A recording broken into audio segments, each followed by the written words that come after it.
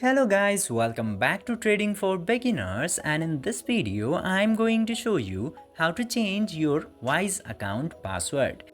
So without any further ado, let's dive right into this exciting video.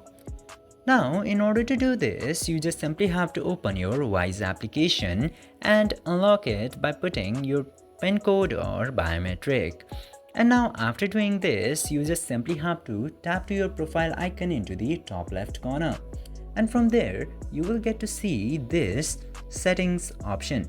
Tap to settings option and then you will get the option of privacy and security. Simply select privacy and security option, and after coming into here, you will get the option of change password directly.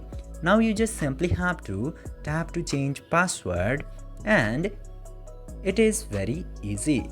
Now you just simply have to enter your current password into the box at the top and the new password that you want to set into the last box. Then tap to change password and your new password will be saved.